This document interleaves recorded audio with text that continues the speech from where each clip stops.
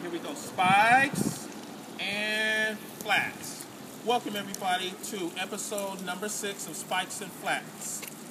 Tony Prester here from Milesville, Illinois. We're here at a new location on Lane Tech campus. We're on the Lane Tech lawn, Memorial Lawn. As you can see, the beautiful campus. Show the world a nice little view of Lane Tech. Memorial Lawn, as you can see, it's like a oasis within the city. Chicago. Beautiful. Not too many high schools have this, I'm sure, especially public schools. This is a blessing. All right. Now I want to welcome in my trusty co-host, Miss Karina. Hi guys. First thing I want to say before we get started is I want to congratulate all of the girl conference champions around the state, especially Miss Karina. Lane Tech girls won the city championship after a 4-year absence. Whitney Young held the title. Nice run with the rival school, and congratulations to everyone else around the state. Now it's boys weekend next week and girls sectionals, and we'll have a special show on that. We'll keep you updated. Just hit the hashtag Spikes and Flats on my Twitter at ILPTT. All right, here we go. Okay, so number 1 is coaching tips. School these coaches on their team. All right, coaching tips. All right, this is no disrespect. I respect every coach in their position. I learned from some of the best coaches. All right, however, I do want to say this though. I kind of noticed throughout the year and past year, and you know, it's been on my mind a lot. I have to get this off my chest. When you're at a meet, you come into a meet, I see coaches in the stands sleep. I see coaches in the stands reading books. Now, I understand that you may be finishing up a lesson plan. That's quite understandable. But you're there to prepare your team, get your team ready for a meet, whatever, especially a championship like we had, the CPS championship. Number 1 tip for coaches. Make sure, if you're having your kids warm up, please tell them not to walk in lanes 1 and 2. Those are called courtesy lanes. Basically what that means is, that's for the faster runners. You have kids that want to do strides, work on block starts. They need lanes 1 and 2. You can't have kids walking in those lanes. All right, that's track courtesy, that's track etiquette. We at Lane Tech have a code that we use. It's called roadkill. After we announce that, you know, hey, can we get the lane and we're jogging and we're ready to run fast. If you don't move, we yell out roadkill, and it is what it is. Get ran over. It's okay. So leave that alone. So that's the main coaching tip. And another coaching tip is language. You got kids cursing. That's sportsmanship. Talk to your kids about that. I understand that they're teenagers and they, you know, their language is a little bit different than adults. But do you have to use MF bombs on everything that comes out of your mouth? No. So please, please, please, that'll get your kid disqualified. So work on the language. Those are the 2 main things. Maybe I'm old school, but those are the 2 major things. All right. Oh, yeah, one last thing. Always know what your kids are doing. I understand that you can't be around your kids 24/7, but you do have captains. And this past weekend at the CPS championships, from what I understand, there was a team that got caught drinking alcohol. How do you come to a meet drunk? That's definitely a no-no, and hopefully we'll never have to talk about that again. So keep tabs on your team. All right. Okay, so number 2.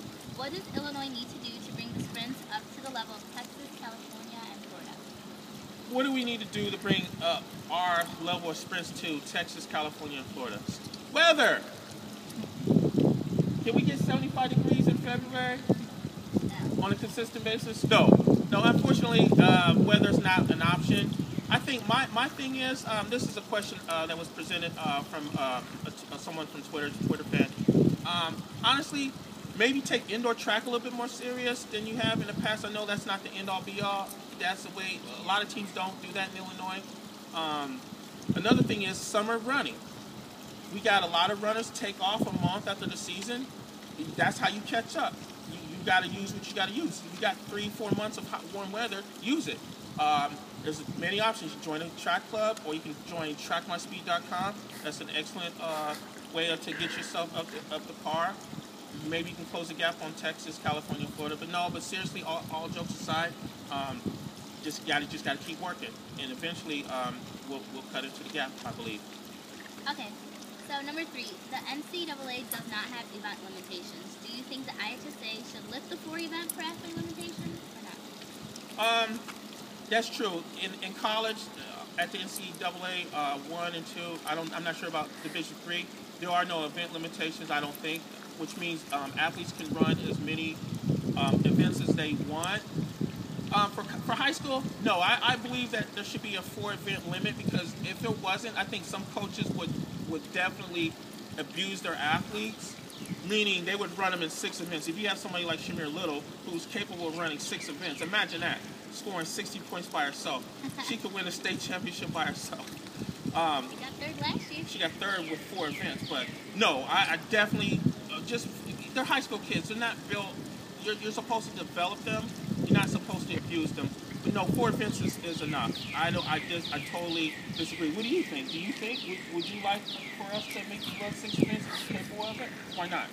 I mean, I think your legs would be dead by the time you got to your 5th or 6th. I mean, it's not worth it. It's better to go out like in your first few than to die and try to score points like getting 8th or 9th place. It's not smart. Not smart. So no, I totally for event limits. All right. Okay, number 4.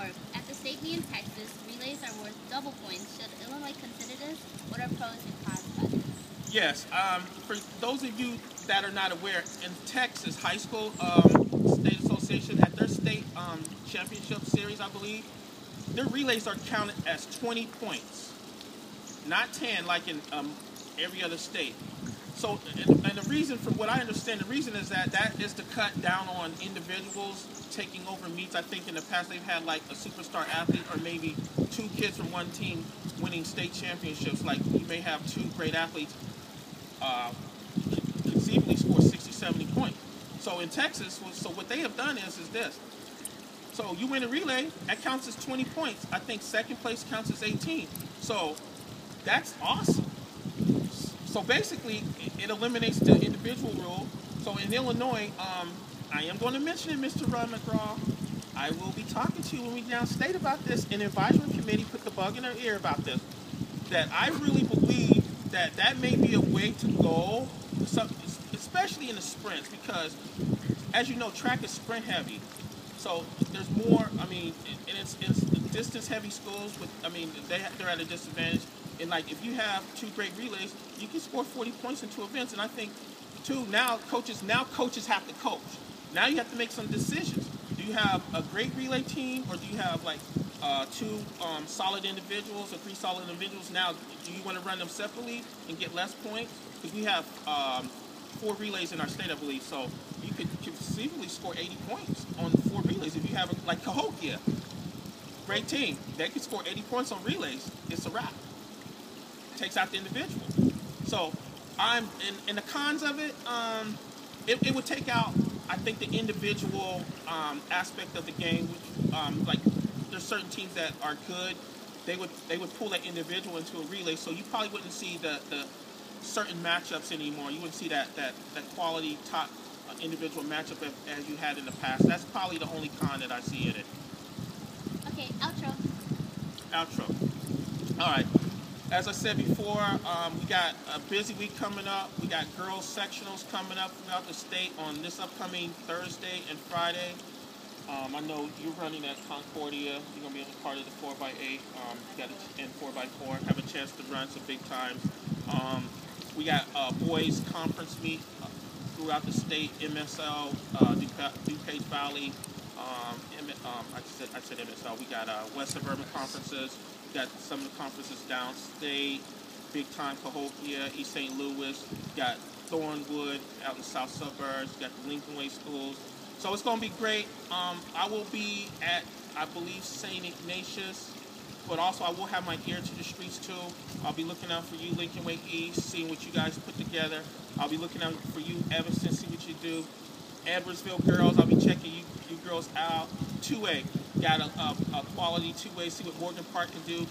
3-time state champion, Springfield Southeast. Be waiting to see what you're going to do. Got East St. Louis is down in 2A, see what you're going to do. So basically, I have my ear to the streets.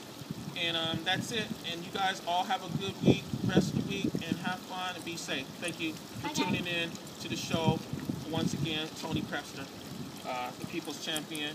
Follow me on Twitter, ILPT. And you guys have a good day. Thank you.